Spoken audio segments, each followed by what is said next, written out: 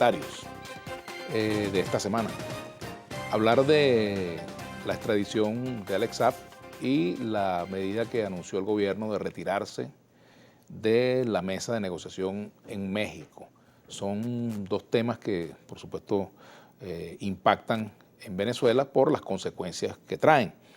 El presidente Nicolás Maduro ha dicho pues, que el retiro de la mesa de diálogo en México es una respuesta contundente a la extradición de Alex Saab, al cual esta medida el gobierno la ha calificado como un secuestro, y ayer incluso hubo manifestaciones, el fin de semana hubo manifestaciones en repudio a la extradición de Alex Saab. Fíjense ustedes, con respecto a este punto, debo decir lo siguiente. Colocar este tema por encima del interés general de los venezolanos en cuanto a la necesidad de que mantengamos el diálogo abierto, no me parece una decisión acertada desde mi punto de vista. Y aquí, bueno, hago memoria y en medio de las negociaciones entre Vietnam y Estados Unidos para el fin de la guerra, se dieron bombardeos de los Estados Unidos en poblaciones vietnamitas. Y con todo y eso, la delegación vietnamita no se levantó de la mesa de negociación en París. Mantuvo la estrategia de la negociación como mecanismo para complementar pues, la situación que se vivía en su país. Bueno, por un lado la guerra y por otro lado la negociación.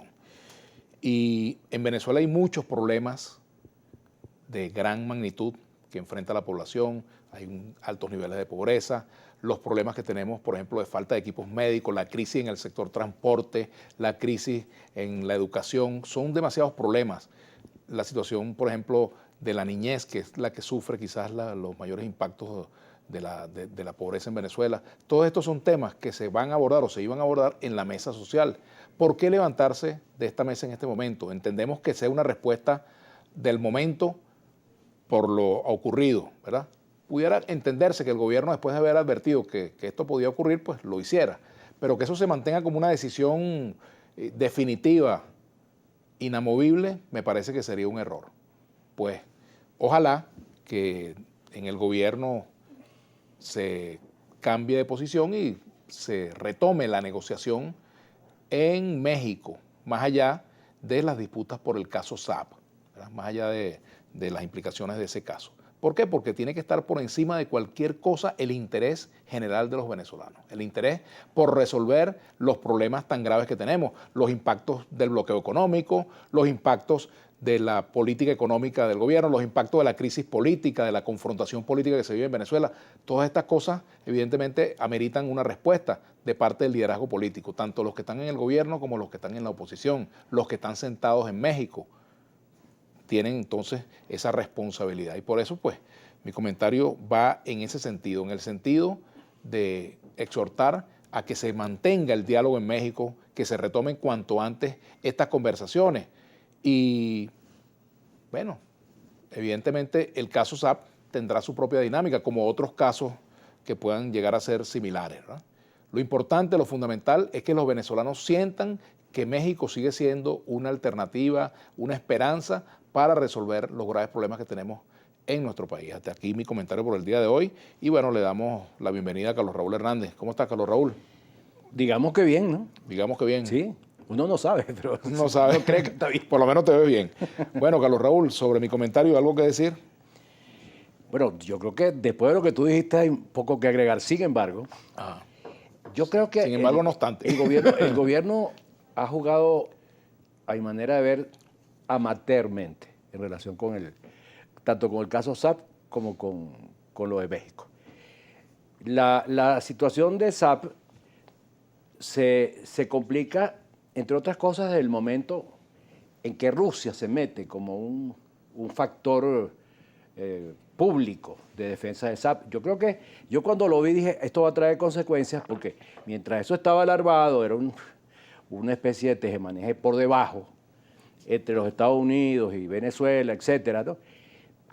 Bueno, más o menos eso podía mantenerse así, como mantener a los Estados Unidos como un arma de negociación con el gobierno.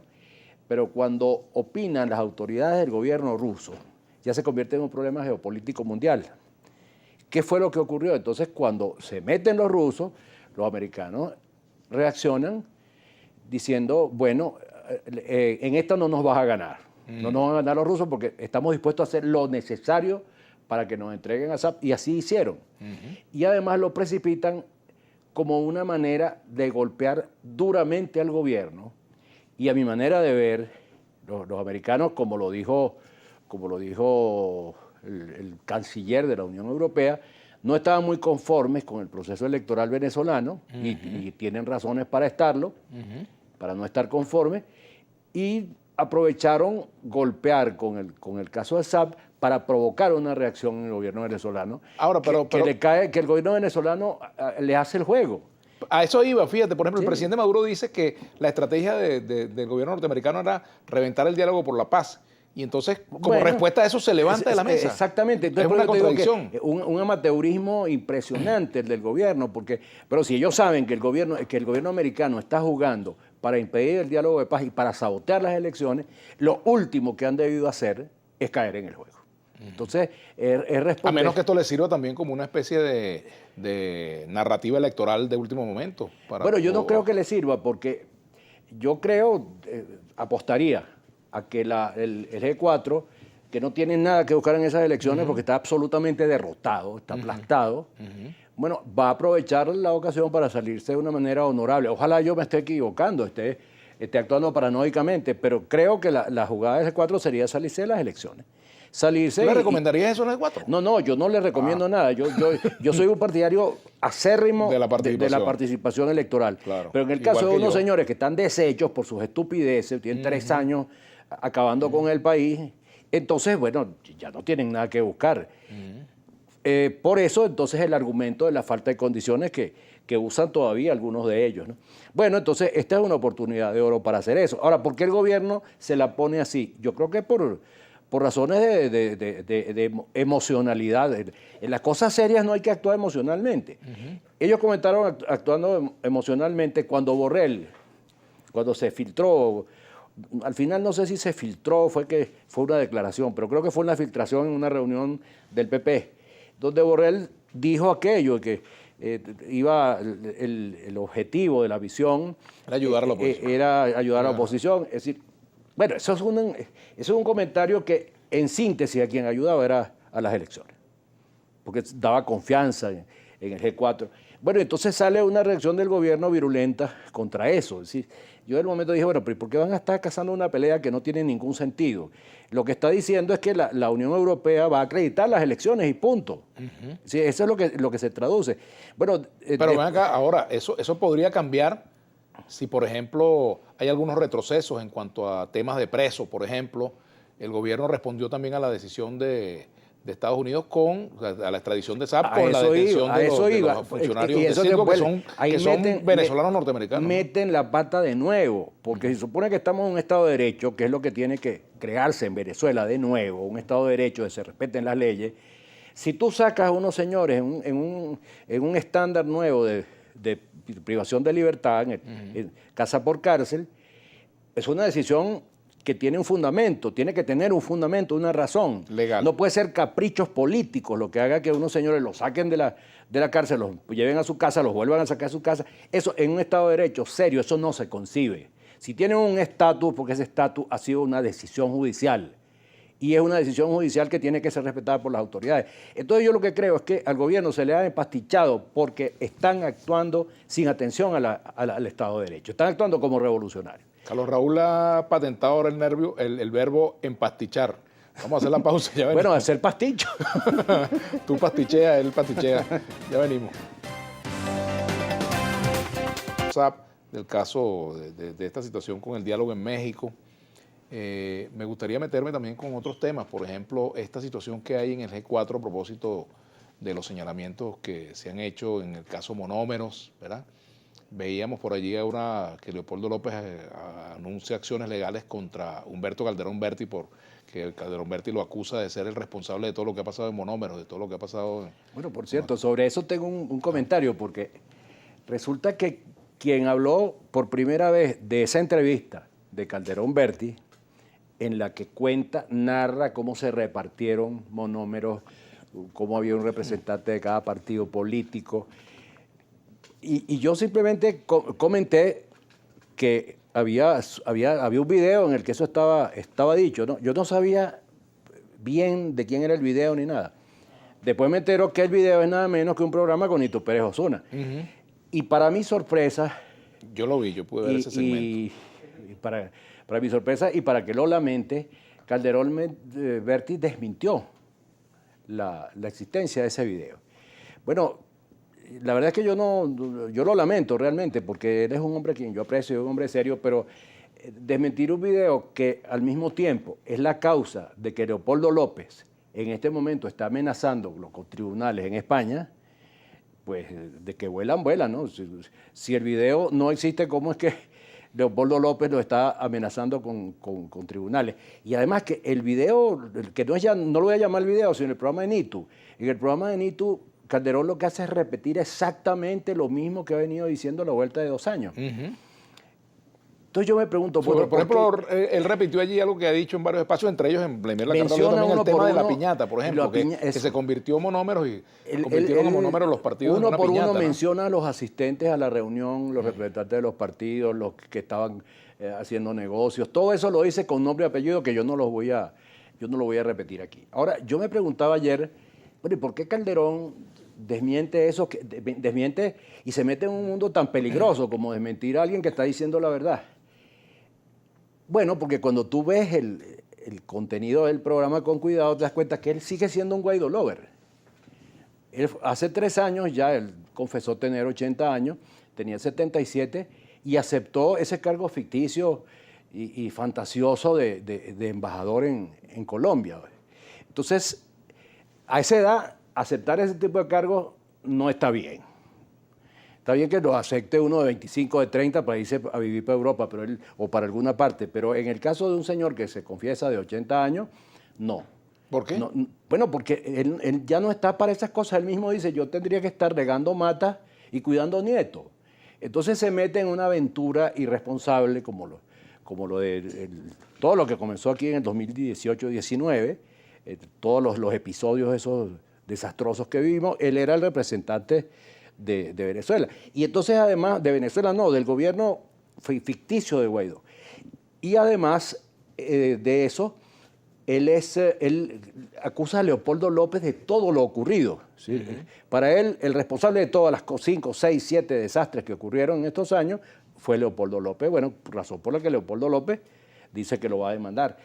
Ahora, ¿se puede ser Guaidó lover y a la vez no tenerle afecto a Leopoldo López? O sea, Leopoldo López y Guaidó no son lo mismo. Bueno, yo creo que sí son, pero me parece que él no quería romper con el presidente provisional, entre comillas, sino que prefería romper con el otro y echarlos a pelear los dos, porque la tesis de él es que Guaidó ha podido hacerlo bien si no hubiera sido por la influencia nefasta de Leopoldo. Pero además, por otra razón, desmiente, es ese desmentido irresponsable, porque al final de la cinta revela que él es enemigo de las elecciones. Él es con unos argumentos absolutamente anacrónicos, descolgados, que no tienen sentido, dice que no hay condiciones para ir al proceso electoral. Bueno, lo mismo que dice Leopoldo López. Es decir, que entonces, pero fíjate, perdóname. Claro, pero el desmentido de él, yo estoy hablando del desmentido. Sí. El desmentido es porque él seguramente no quería lucir identificado de alguna manera conmigo, que soy un colaboracionista, pues, y un electoralista decidido, que siempre he estado en la línea electoral. Entonces, como él es abstencionista, dice que no hay condiciones, que si las máquinas de votación, que si no se ha purgado el registro electoral, toda esa cantidad de tonterías que ya el Consejo Nacional Electoral actual resolvió. Bueno, entonces decidió, en vez de asumir su responsabilidad, pelear conmigo o más o menos desestimar lo que yo había dicho o negarlo. Fíjate, yo vi el programa y él allí, por supuesto, habla del tema de la piñata. No habla expresamente de que tal partido recibió tanto o cuánto, pero cuando se habla de una piñata, pues evidentemente a una piñata se le cae a palo, ¿no? Así es. Bueno, y si tú ves los presupuestos de monómeros, la piñata es grande. Y además, si ves los personajes que están involucrados, tú te das cuenta que es muy grave. Entonces, ahora, me parece, estamos hablando de este tema. Pero permíteme para concluir. Es muy grave y habla muy mal de Calderón, que quiera encubrir lo que él mismo ha denunciado con un detalle como que yo no dije que era ni tu Pérez Osuna. Es decir, eso es lo que me parece mal, porque es encubrir el fondo a través de una versión formal. Fíjate, ¿es comparable, equiparable la corrupción del llamado gobierno interino con la corrupción del actual gobierno de Venezuela? Ellos son un caso insólito en la historia, ¿no? De un grupo humano que se corrompe en la oposición. Ni siquiera llegó al gobierno, se corrompieron antes, en los prolegómenos, en el vestíbulo de llegar al gobierno. Y eso lo hablamos tú y yo a tiempo, hace creo que 2 años aquí, en este programa, cuando comenzó el problema de los repartos esos. Y yo decía, o hablábamos ahí, que ni que fuera Teresa de Calcuta y su ejército personal, nadie al que se le entregue dinero sin control deja de incurrir en corrupción administrativa. Eso es una ley de la administración y de la teoría de la administración. Es decir, la falta de Contraloría es el origen de la corrupción en cualquier país. El libertinaje en el uso de los recursos, el poder trasladar partidas, el poder hacer lo que uno le dé lo que le dé la gana con un presupuesto, es la fuente de la corrupción. Bueno, y aquí sencillamente, ¿qué Contraloría tienen o tuvieron esos recursos? Ninguna. Entonces, eso estaba condenado, como lo dijimos aquí hace 2 años, a que terminara como terminó. Bueno, y no sabía Calderón Berti eso, no sabía que el dinero sin Contraloría conduce a la corrupción. Porque no basta con dársela de santo. Venir aquí a decir, es que la corrupción es una cosa terrible. No.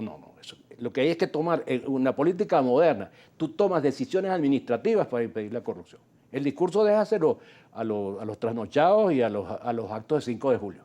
Ahora, lo que tienes que tomar medidas de control para que el gasto, las partidas, se cumplan.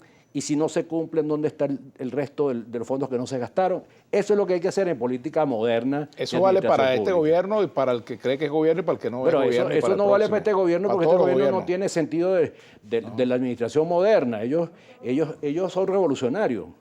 O sea, ¿qué revolucionario acepta una Contraloría? ¿Quién le iba a decir a Fidel Castro que no podía gastar en esto o lo otro? Ese es el modelo. Es decir, en un Estado moderno hay que acostumbrarse a que son poderes públicos diferentes y enfrentados y que esos poderes tienen facultades controloras sobre los otros. Ahora, esta situación de monómeros va a tener sus implicaciones electorales de cara al 21 de noviembre. De eso vamos a hablar al regreso, Carlos Raúl, si tú me lo permites. ¿Te parece? ¿Estás de acuerdo? No estoy de acuerdo. ¿No estás de acuerdo? Ya venimos con Carlos Raúl Hernández, ya regresamos. Bueno, caramba. Quiero lamentar el fallecimiento del buen amigo Carlos Blanco, ex concejal de Caracas durante el periodo en el cual Claudio Fermín fue alcalde y él fue activo durante muchos años en la política, en Acción Democrática, buen amigo. Lamento su fallecimiento, como también quiero lamentar el fallecimiento de Armando Sánchez. Por allí me remití a una versión que se circuló en el sentido de que él había fallecido en medio pues de esta situación que se presentó en un vagón del metro, en el cual hubo personas que salieron asfixiadas, etcétera. Esa es la versión que a mí me llegó y como tal lo comenté en mi Twitter. Todos sabemos el deterioro que tiene el servicio del metro de Caracas, pues comenté esa información. Por allí recibí un desmentido del ministro de Transporte, ¿verdad?, diciendo que yo era causante de un fake news. Pues yo me limité a repetir una versión que me llegó. Ahora, estoy verificando la información. De ser necesario el desmentido, lo haré.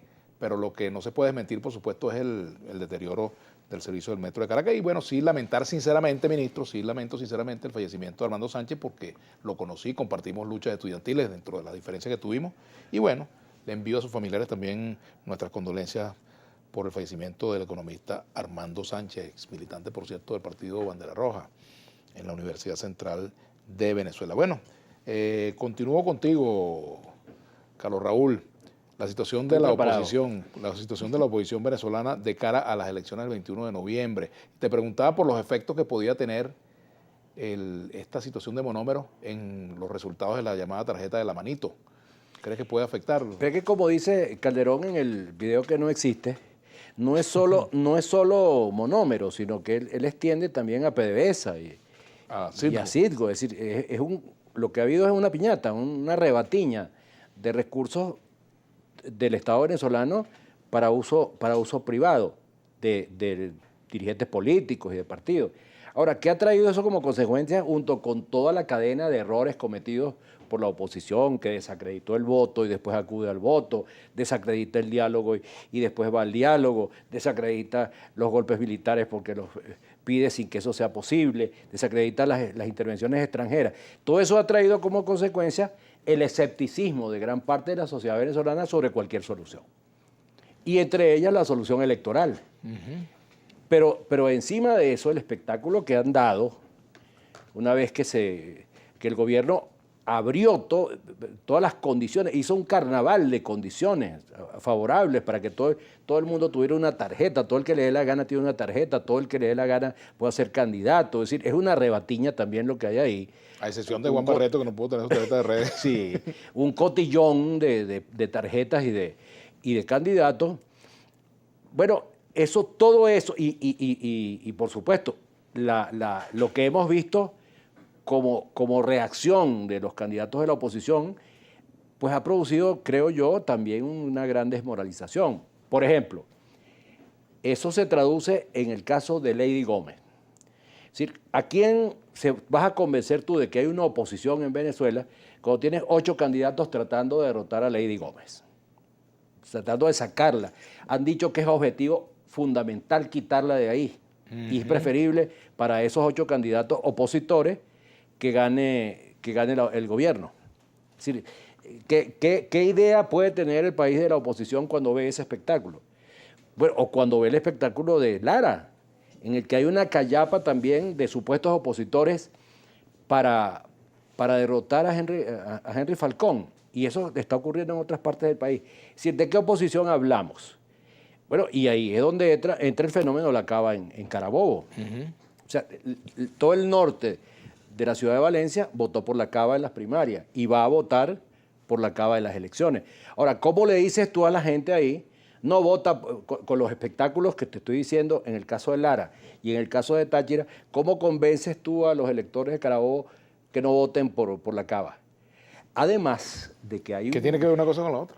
Bueno, pero cuando están viendo un ejemplo en el que la oposición está matándose entre sí, está destruyendo, se están destruyendo a una tipa tan extraordinaria y tan meritoria como Lady Gómez, están destruyendo a un luchador como Henry Falcón, sencillamente porque no pertenece a los grupos privilegiados del país. Bueno, entonces, ¿con qué argumento tú le decís? No, pero es que aquí hay que votar por la oposición. O sea, que tiene un efecto nacional, lo que quiere claro, decir. Es decir... Miranda, por ejemplo, Miranda es otro caso. Exacto, están matándose los candidatos, entre comillas, de la oposición. Entonces, y también hubo eso que llaman trompadas estatutarias entre activistas de Guanipa y de Carri. Bueno, unos se acusan al otro. Entonces, a mí me daría pena venir aquí a pedir votos por la oposición. ¿Qué clase de oposición? La de monómero. La oposición de PDVSA, de Citgo, la oposición que se cae a trompadas, la oposición que quiere derrotar a Lady Gómez, la oposición que quiere derrotar a Henry Falcón. Es decir, esa es la oposición que nosotros le estamos ofreciendo al país. Eso da vergüenza. Entonces, ¿Y por la Alianza Democrática también te daría pena llamar a votar? Bueno, no, lo que pasa es que la Alianza Democrática, o sea, la mesa no ha tenido fuelle porque son ellos los que han tenido que sustituir, no nosotros los que estamos hablando aquí, que estamos analizando lo que ocurre.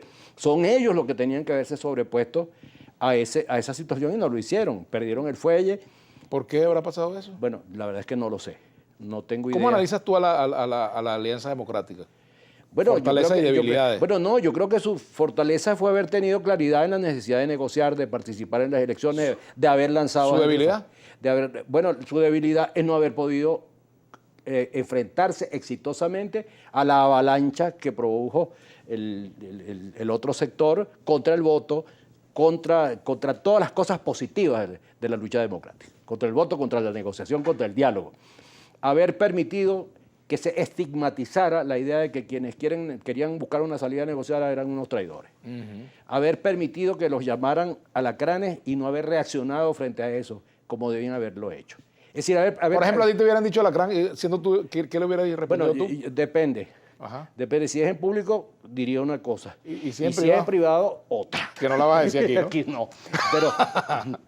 Pero exacto, lo que quería decirte con eso es que yo creo que hay un error muy grave aquí, que es haber aceptado las mega elecciones. O sea, es un error fundamental. Es decir, todos los procesos democráticos que se han analizado exitosos. Es decir, los partidos y los movimientos van avanzando territorialmente, van tomando posiciones, como diría Gramsci, las casamatas ideológicas de la sociedad, irlas tomando, ¿no? Bueno, creo que se equivocaron, la mesa se equivocó aceptando unas mega elecciones, eso se paga. No era lo mismo ir a unas elecciones primero municipales para después tomar fuerza e ir a las elecciones de gobernadores. Eso no es lo mismo. Haber lanzado todo un golpe de dado, bueno, va a traer sus consecuencias electorales. Pero en el papel, ¿quién va a salir mejor en tu opinión? ¿La mesa o la alianza? ¿O la plataforma? Pero es que yo la verdad es que no quisiera hacer pronósticos antes de decirte lo siguiente. Yo creo que aquí lo que va a estar planteado a partir de las elecciones del 21... A partir del día 22. A partir del día 22 es una nueva manera de ver la política. Yo creo que eso que se llamó la polarización se termina.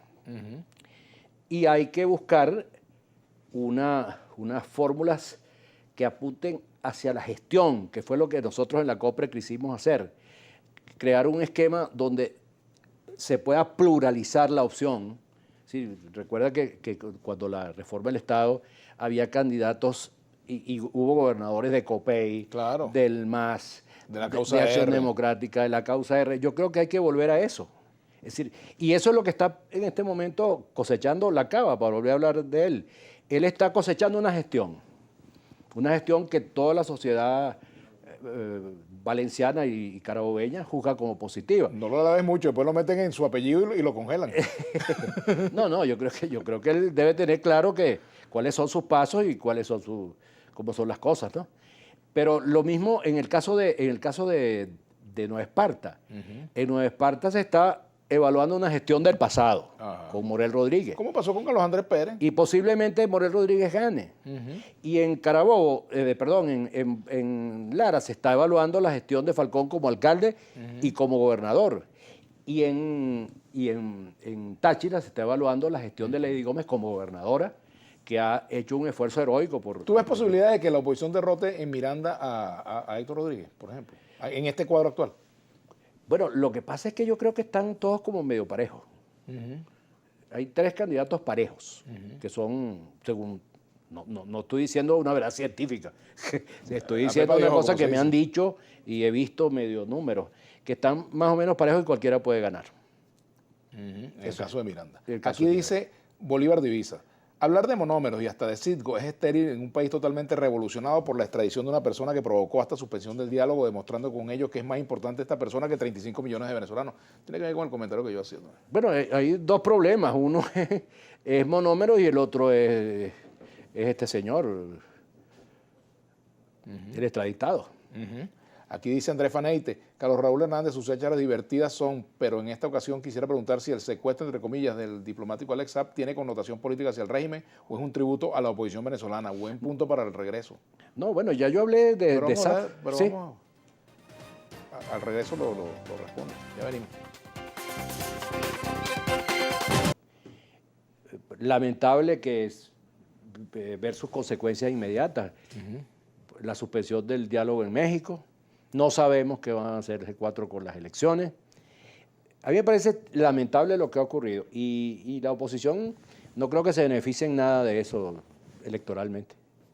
Aquí dice de Nolan 55, dice: buenas tardes para los dos, el señor Carlos Raúl tiene completamente la razón, la Cava gana de lleno en Carabobo por esa falta de unidad, porque lo que supuestamente se llama oposición, les digo, opositores y norte de la ciudad de Valencia van a votar por él. Néstor Alfonso: el invitado me recuerda a mi abuelo, quien hablaba mirando a su interlocutor por encima de los anteojos. Vladimir Antonio García Lares: yo me pregunto, ¿dónde está el Contralor General de la República y todos los Contralores de Estado? Bastante corrupción hay en este país, sobre todo los que se visten de rojo rojito, estamos en un pueblo sin ley. Daniel Ferreira: lo que pasa con la gobernadora de Táchira se llama misoginia, al igual que lo que pasó ayer en el Junquito con las activistas de Lápiz. Ahí hay versiones encontradas acerca de lo que pasó. Sí, unos golpearon a unas y unas se golpearon, o sea, hubo ahí agresiones de lado y lado, al parecer, de acuerdo a porque yo cruzo las dos versiones. Bueno, yo no sé si será misoginia, en todo caso sé que es que le tienen pánico a esa mujer porque es muy fuerte y muy poderosa y tiene una gran personalidad. Misoginia es un lenguaje en el que yo no me meto. No te metes en un lenguaje de género, nada de esas cosas. No. Ni en temas de agresiones a la mujer, nada de eso. No, no, es decir, la agresión es un hecho universal. Claro. Si los seres humanos se agreden. Pero Y lo cual no quiere decir que sea aceptado. lamentablemente que agredan a las mujeres que son más débiles. Pero es que se ha hecho de eso una ideología y una ideología perversa para dividir la sociedad, para crear conflictos, para establecer diferencias. Eso es lo que llama el marxismo postcultural. Muy interesante concepto. Néstor Alfonso, si un candidato, es como la posverdad, pero en el marxismo. Sí. Ajá. Si un candidato opositor sabe que no tiene opción, ¿qué lo impulsa a mantener una actitud divisionista y promaduro? Ambición desmedida, falta de valores, desamor por Venezuela, simple y llana estupidez. Bueno, también, como decía un amigo mío, para llenar la nevera. Van donde los amigos y le piden plata para la campaña y con eso Hay gente haciendo se eso. ayuda. Bueno, siempre. Eso ha sido una de las normas, una de las leyes no escritas, la ley de hierro de las campañas electorales. Los tipos se lanzan para conseguir unos realitos y ahorran una parte y gastan otra. Bien, aquí hay otros comentarios también para Carlos Raúl Hernández, por ejemplo. ¿Qué sugiere el doctor Carlos Raúl frente a las desacertadas e infortunadas decisiones de ir varios candidatos opositores para un mismo cargo? ¿Salir a votar o no votar? Lorenzo Ascol te pregunta. Bueno, yo votaré hasta el día en que me muera. Si me dan chance de votar, primero voto y después me muero. Yo voy a votar siempre. Sea quien diga que hay que abstenerse, lo he hecho y lo voy a seguir haciendo. Aquí hubo un momento en que decían que había gente que se moría y votaba después. Sí, claro, los muertos que votan. Pero además descubrí en un libro que me leí en estos días sobre el sistema político norteamericano, que aplicaron una ley que no podía, porque había muertos votando. Y entonces la ley estableció que los muertos solo podían votar el primer año, ya el segundo no. No. Para resolver un problema técnico de la computadora. Imagínate tú. ¿Cómo ves el Zulia? Te pregunta Alfonso Hernández. Caramba, válgame Dios. Bueno, el Zulia lo veo caluroso. Me parece que según dicen los entendidos, va a ganar Rosales. Esa es la información que tengo. Sí. Y Julio César es la primera opción, me dicen, en Maracaibo como alcalde. Juan Carlos. Juan Carlos, perdón. Juan Carlos Fernández. Aquí pregunta, el ciudadano Carlos dice Direne C. El ciudadano Carlos Raúl es un chavista disfrazado. Qué vergüenza, sabiendo que el mayor destructor de nuestro país es el mal llamado gobierno. Pero por aquí te dicen que eres extremista, como María Corina, te dicen otro por aquí. Bueno, entonces que se pongan de acuerdo ellos y me digan la conclusión a la que lleguen, ¿no? Ahora, fíjate, Carlos Raúl, en medio de este escenario, ¿cómo te imaginas tú el 2022, el 22 de noviembre? ¿Cómo lo ves el 22 de noviembre? En medio de este escenario, si las cosas no cambian en cuanto a alianzas opositoras, etcétera, si las cosas van hasta el final como están hoy. O sea, si no ocurre un milagro, entonces se unan todos los candidatos y no. Bueno, yo creo que viene una etapa debería venir una etapa de depresión justificada y una etapa de reflexión.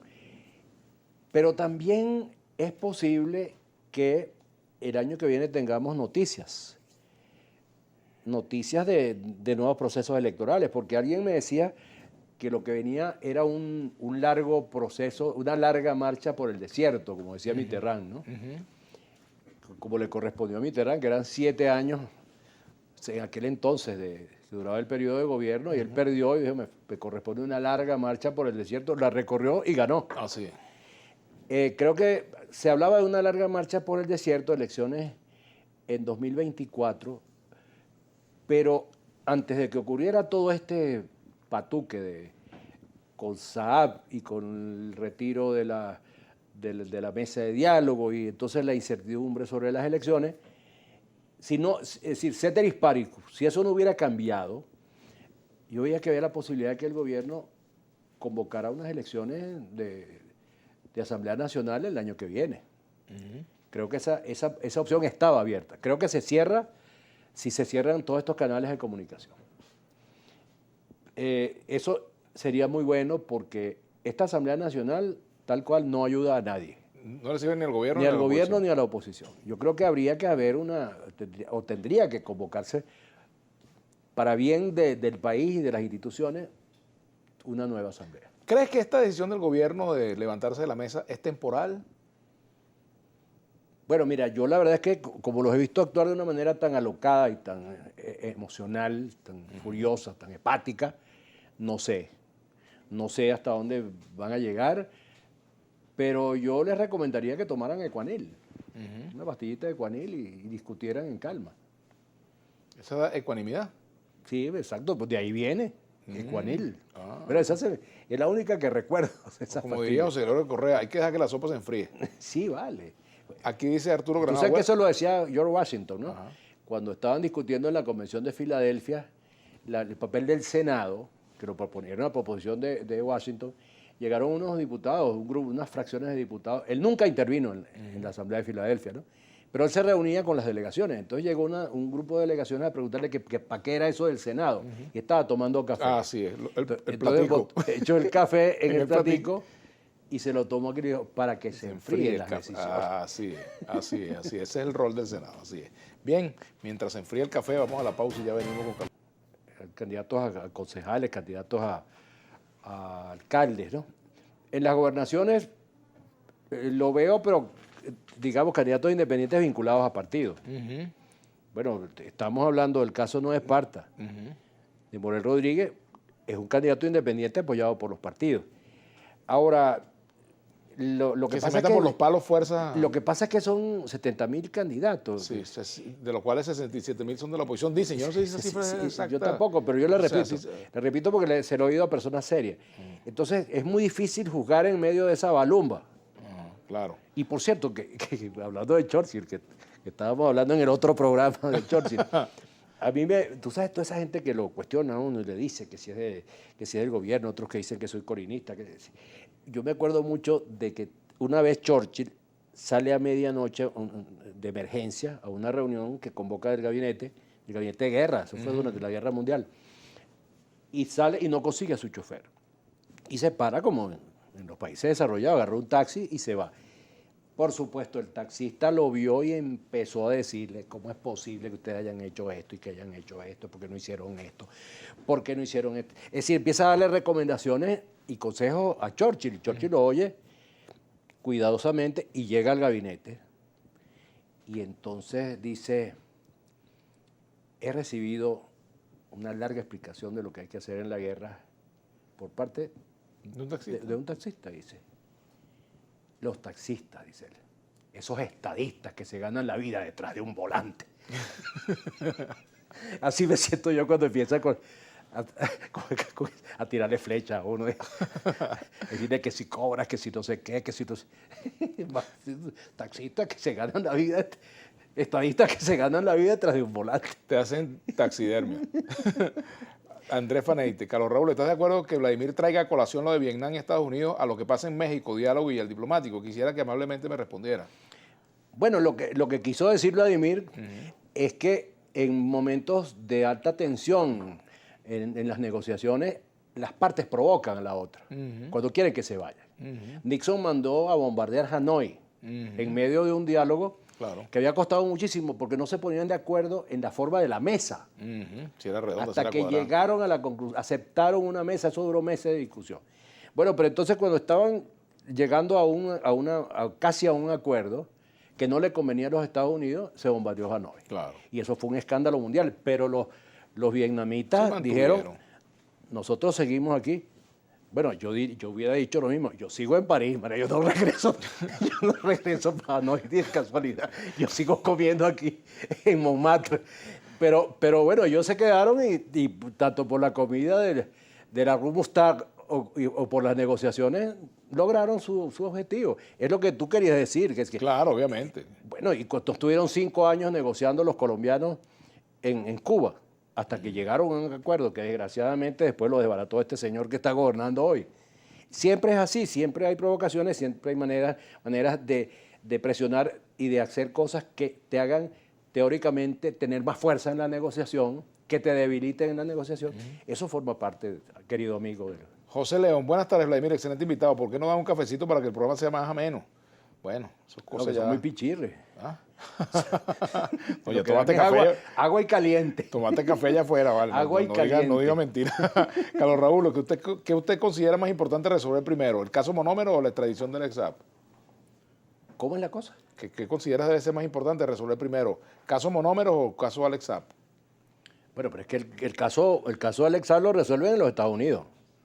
Eso es un problema ya de la justicia norteamericana. Ahora veremos el proceso de la justicia norteamericana.